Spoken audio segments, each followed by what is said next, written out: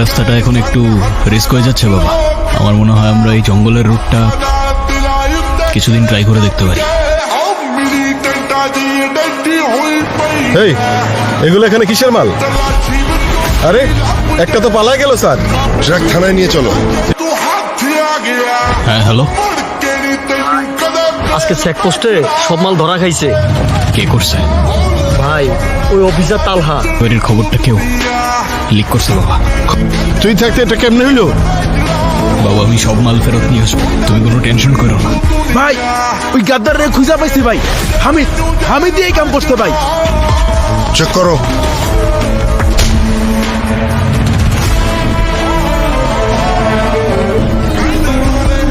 ভাই আমার ভুল হয়ে গেছে ভাই, আমার ভুল হয়েছে ভাই।